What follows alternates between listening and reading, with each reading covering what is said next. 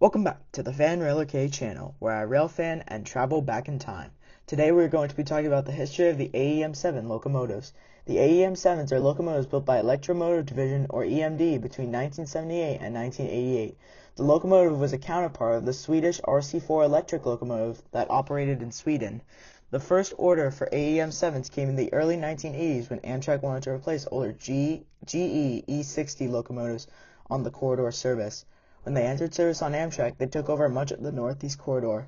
In the late 1990s, Amtrak took 29 of their AEM-7s into the shops to be rebuilt from DC to AC traction. After their rebuild, they continued to operate for the next few years.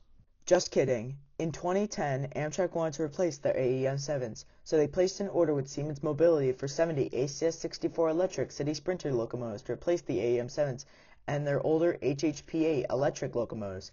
In February of 2014, the ACS-64s entered revenue service on Amtrak, and the last two AEM-7 electrics, numbers 942 and 946, made their final run on June 18, 2016, on a special farewell event between Washington, D.C. and Philadelphia. So you may be asking, what happened to Amtrak's AEM-7s? Did they sell them to other railroads? Well, we have to talk about other commuter rails that also operate the AEM-7s. Besides Amtrak, Maryland's MARC Commuter Rail and SEPTA also operated the AEM-7.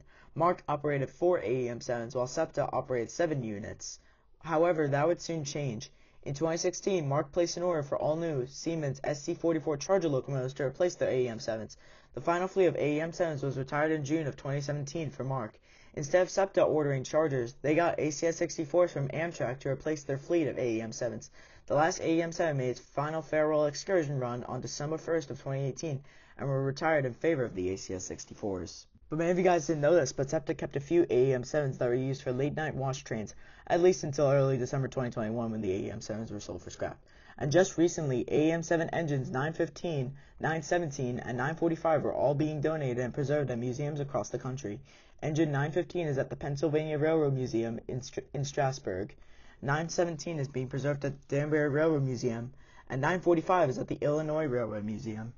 I hope you guys enjoyed learning about the history of the AEM-7s. If you liked this video, hit that like button.